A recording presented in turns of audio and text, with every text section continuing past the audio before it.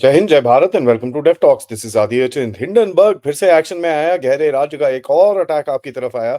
जैसे previous attacks अभी तक नहीं आ रहे थे, ये एक और है। मैं हंस रहा हूं क्योंकि कहीं ना कहीं ये एक्सपेक्टेड था। मैंने कल रात को जैसे बात करी थी, मंडे से पहले कुछ ना कुछ हो जाएगा। मैंने शो बंद करा, ट्विटर ऑन करा और देखा कि भाई हो गया है, ऑलरेडी हो गया है।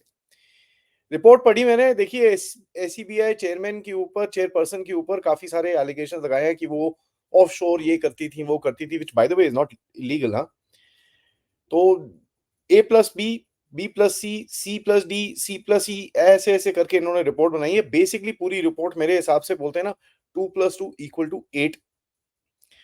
पूरी तरह से प्रोपेगेंडा की एक टूल किट रेडी है। मैंने आपको बताया था भाई, टूल किट की तलाश की जा रही है, काफी टाइम से तलाश की जा रही है। एंड विनेश फोगत के ऊपर टूल किट चलाने की कोशिश करी, वो चला नहीं। ठीक है, काफी जगहों पे आप देखें टूल किट चलाने की कोशिश की जा रही है, कोई चीज चल नहीं रही है। तो ये एक और अभी अटैक्स आया है। ये अटैक भी आया है, इसका भी एक बहुत गहरा रीजन है, मैं आपको बताऊंगा, तो शो के एंड तक जरूर देखिएगा इसको। एसीबीआई चेयरमैन सपोजिटली किसी चीज में इन्वॉल्वमेंट थी उनकी, कोई ऑफशोर फंड्स में 2015 में। ये एसीबीआई चेयरमैन बनी है 2018 में। एंड ऑफशोर फंडिंग और offshore investments are legal.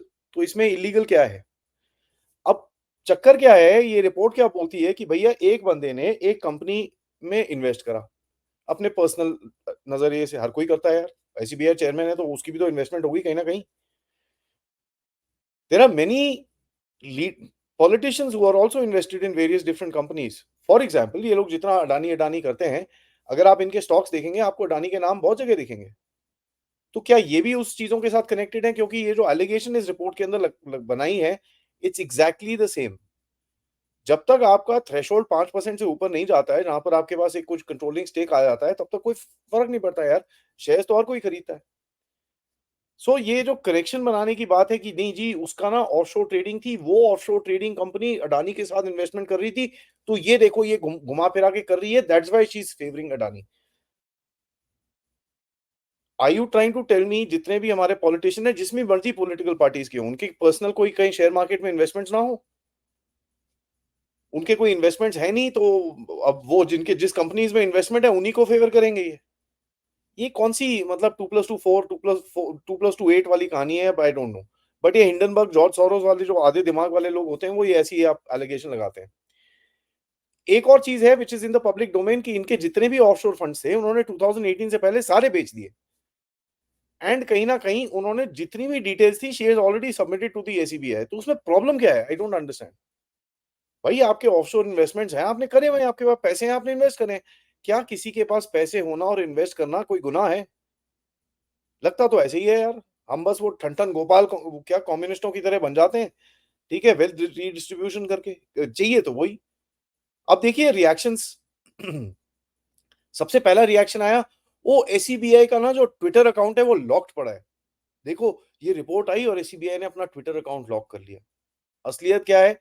The damn thing has been inactive. ये Twitter account has been inactive since 2020। Sucheta Dalal जैसे लोग जिनके ऊपर अपने ऊपर इतने एलिगेशंस हैं, उनकी तरफ से ट्वीट आता है कि साहब, wow, now what, first A is done. First A कौन? Adani. Is it the second A now? Ambani? Really मरना है इनको? आपको भी पता है अंबानी की क्या डीलिंग चल रही है, जिसके बारे में मैं बता चुका हूँ। वेनेजुएलन ऑयल, रशियन ऑयल, सारा गहरे राज्य के इतने बड़े बड़े इंडस्ट्रियलिस्ट इनकी शादियों में आते हैं। आपको लगता है कि ये लोग उसको कुछ करने देंगे? They are all inter leverage my friend. But इनको इतनी अकल नहीं है, because they can't just Google and search कि भाई ये जो बड़े बड़े हेज फंड मैनेजर्स हैं, इनका अडानी के अंदर कितना वो है, इनका अंबानी के अंदर कितना वो है। ये चीज याद करनी चाहिए। पिछली बारी जब अटैक आया था, अडानी ने जाके अपने आप को लेवरेज किया था किसके साथ? ब्लैक रॉक के साथ। तो ये सोरोस वोरोस जो मर्जी करता रहे, वहां पर वहां से ऑलरेडी अडानी को इन्फॉर्मेशन आ गई होगी। जिस तरह से पहले भी आई थी, लास्ट टाइम एक अटैक आने वाला था ओसीसी आरपी से, जहां पर हमारे यहाँ पर भी दो चार जर्नलिस्ट कूदते रहते हैं इधर उधर। 2 दिन पहले पता चल गया था कि भाई ये हो रहा है। इस बारी तो हिंडनबर्ग ने खुद ही बता दिया कि भैया हम कुछ कर रहे हैं। तो ये तो भैया, अब देखिए क्या है ये। अब बाकी सब तो ठीक है, हमारी जो कांग्रेस पार्टी है उसका स्टेटमेंट ऑलरेडी आ जाता है। ठीक है, ऑलरेडी आ जाता है। एंड इंटरेस्टिंग थिंग इज, आज तक यू मस्ट अंडरस्टैंड, ये जो स्टेटमेंट है, बांग्लादेशी हिंदूज के बारे में एक चीज किसी ने नहीं बोली। गाजा के ऊपर आपकी बड़ी नजर है और गाजा के ऊपर बड़े स्टेटमेंट आ रहे हैं आपके। अब वो गाज़ा के स्टेटमेंट के पीछे कहानी है जो आपको थोड़ी समझनी चाहिए। इलेक्शन कहाँ के हो रहे हैं? वायनाड के। वायनाड कहाँ पर है? केरला में। Kerala is the only place जहाँ पर थोड़ा-सा पैलेस्टाइन का एक छोटा-सा कनेक्शन है। थोड़ी-सी सिम्पैथी है वहाँ पर। तो उसको जगाने के लिए गाज़ा के लिए ट्वीट कर दिया। तो साहब ये लोग जो करते हैं ये पूरी पॉलिटिक्स करते हैं, ये कुछ नहीं करते। इनको कोई भला-भुला किसी का वो नहीं चाहिए। वहाँ के लिए तो कोई ट्वीट नहीं आई, लेकिन कल रात को 11 बजे हिंडनबर्ग की रिपोर्ट आती है, सुबह 8 बजे 9 बजे इनका स्टेटमेंट भी आ जाता है। ये बड़ा अच्छा है। यहाँ पर एसीबीआई चेयरपर्सन माधवी पुरी का भी स्टेटमेंट आ गया, ठीक है? कि साहब ये देखिए पूरे एलिगेशंस अनट्रू हैं और जो हमारे जितने भी रिकॉर्ड्स हैं वो पब्लिक डोमेन में हैं ऑलरेडी। ठीक है? इट्स एन ओपन बुक, सबको सब कुछ एसीबीआई के पास है, सब कुछ रेगुलेटर्स के पास है, आपको जो चेक करना है कर लो। अब हिंडनबर्ग के बारे में देखिए, ये प्रोपेगेंडा यूज़ करते हैं। प्रोपेगेंडा कहाँ से यूज़ करते हैं? अडानी वॉच करके कंपनी एक एक वेबसाइट है, वहाँ से निकालते हैं ये चीज़ें। फाइनेंशियल टाइम्स से चीज़ें निकालते हैं। अभी चक्कर देखो, ये एक ट्रायंगल है। हिंडनबर्ग यूज़ करता है अडानी वॉच को और फाइनेंशियल टाइम्स को। फाइनेंशियल टाइम्स यूज़ करता है हिंडनबर्ग और अडानी वॉच को। अडानी वॉच यूज़ करता है हिंडनबर्ग और फाइनेंशियल टाइम्स को। मतलब एक-दूसरे की पीठ को जाते रहो ये। ये अडानी वॉच क्या है? अडानी वॉच एक नॉन प्रॉफिट ऑर्गनाइज़ेशन है जो अ, सो कॉल्ड एक वेबसाइट है जो ऑस्ट्रेलिया बेस्ड है। कहाँ से? एक बंदा है जिसका नाम है बॉब ब्राउन। उसकी फाउंडेशन है, बॉब ब्राउन फाउंडेशन की तरफ से ये आता है। अब ये क्यों भाई, ऑस्ट्रेलिया में बॉब ब्राउन फाउंडेशन को अडानी से क्या लेना-देना? क्यों? क्योंकि ऑस्ट्रेलिया में जब माइन्स की सेल हुई थी, बॉब ब्राउन फाउंडेशन ने भी बिड बिड किया था और अडानी ने भी किया था, अडानी जीत गया था। तो तब से ये अडानी के पीछे पड़ा हुआ है। तो ये देखिए, this is nothing more than a business bloody rivalry और ये चीज़ें तो बिज़नेस में होती रहती हैं। अब ये जो एक इंडिया को मलाइन करने की एक कोशिश की जाती है, ये तो ज़्यादातर अंदर से की जाती है, बाय द वे। पिछले अटैक के अंदर ये रिपोर्ट हुआ था, जब इसने सबसे पहला अटैक किया था, इसने ज़्यादा पैसे नहीं बनाए, तो that report was term that incident was termed as surprising कि यार इस बारी हिंडनबर्ग ने पैसे नहीं बनाए, ठीक है? ये तो इनकी हालत है। ओसीसीआरपी में मैं ऑलरेडी बता चुका हूँ, इनके बड़े जर्नलिस्ट हैं, बड़े सारे हैं। ट्विटर पे ज़रा ओसीसीआरपी टाइप करिएगा, आपको इतने सारे जर्नलिस्ट की लिस्ट मिल जाएगी, कौन-कौन है। और नज़र रखिए उन पे क्या-क्या बकवास करते रहते हैं वो। जॉर्ज सोरोस ने म्यूनिख सिक्योरिटी कॉन्फ्रेंस में पहले अटैक के बाद बोला था कि हिंडनबर्ग रिपोर्ट जो अडानी की है, मोदी को वीकन करेगी और it will open the door for regime change in India. Modi will have to pay for it. I don't care Modi will have to pay for it और not. regime change in India, तू कौन होता है भाई regime change करने वाला भारत में?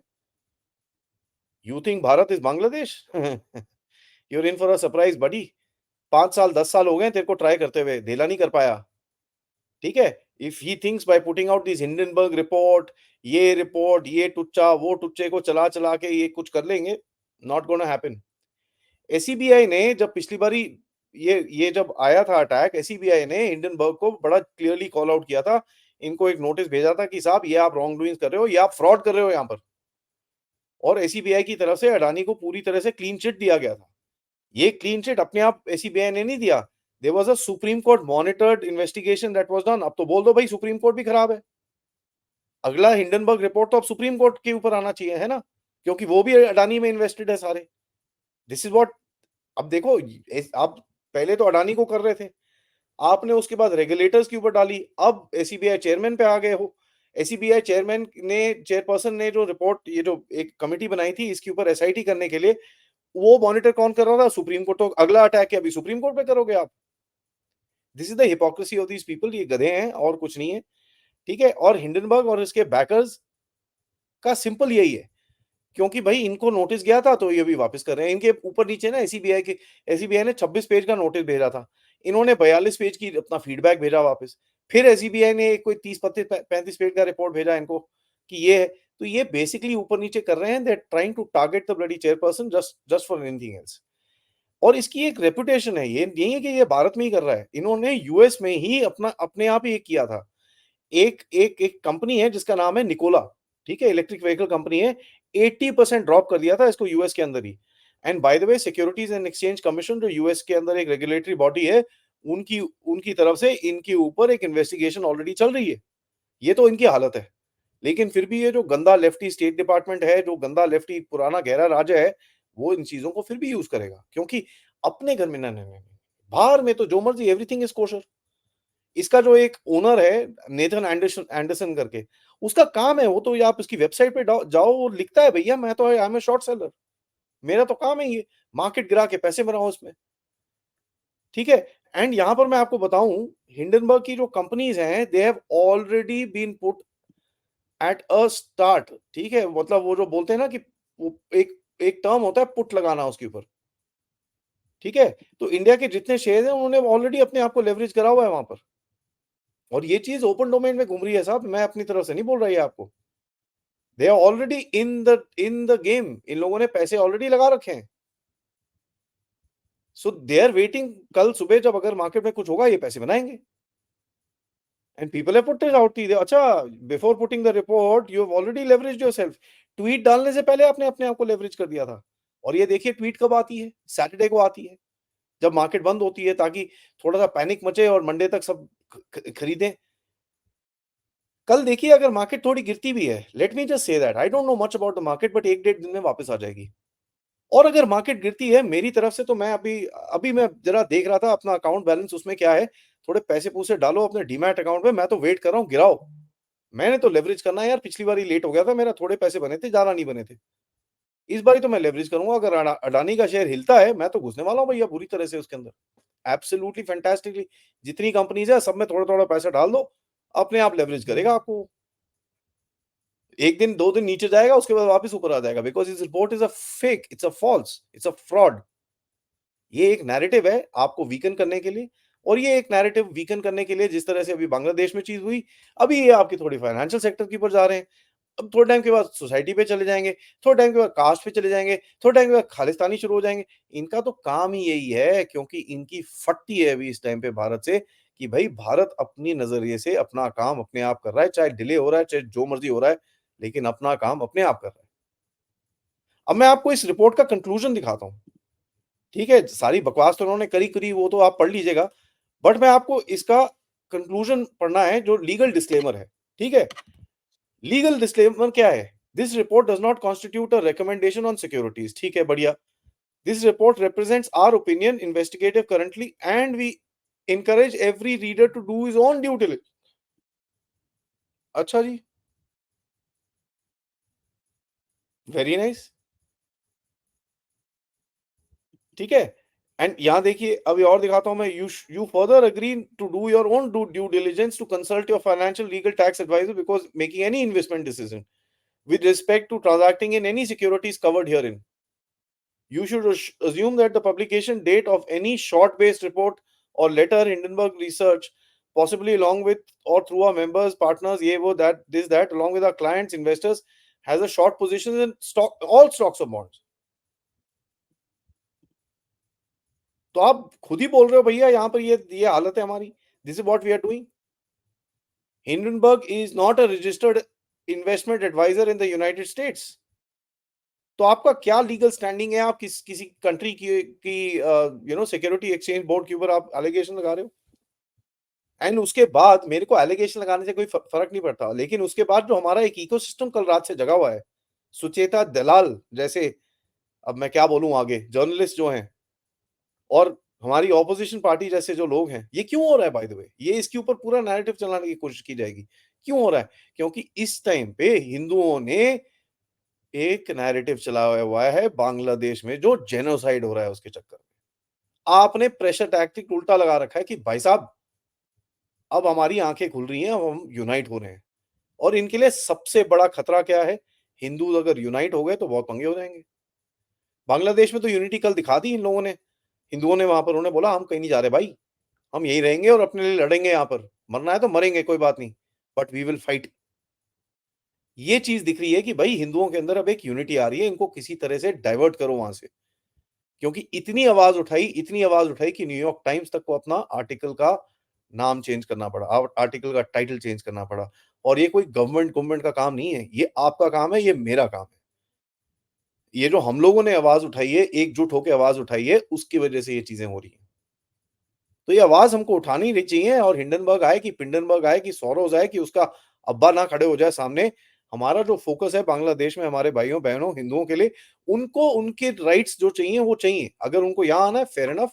अगर उनको वहीं रहना है, अपनी ज़िंदगी बनानी है, fair enough. We support them either ways. हमारी प्रायोरिटी उस जगह से कभी नहीं हिलेगी। एंड इफ यू थिंक कि ये हिंडनबर्ग रिपोर्ट ला के आप डाइवर्ट कर दोगे लोगों को, You have another one coming. Thank you so much for watching. आज दोपहर में जैसे मैंने आपको बताया था, कल कल मैंने आपको दोपहर में बताया था, आज हम बात करेंगे mister Vikram Sood say about what's happening in the world, और इसके बारे में भी थोड़ी और बात करेंगे। रात को बात करेंगे राजा मुनीब जी से, बट तब तक के लिए ये वीडियो को लाइक करिए, सब्सक्राइब करिए चैनल को अगर आपने नहीं करा है, and most importantly share this with your friends and families. End of course आप इस चैनल की तरफ कंट्रीब्यूट कर सकते हैं क्यूआर कोड या फिर पेपैल डायरेक्ट कंट्रीब्यूशंस के लिए, या फिर सुपर स्टिकर सुपर चैट्स देके भी आप कंट्रीब्यूट कर सकते हैं। जय हिंद, जय भारत।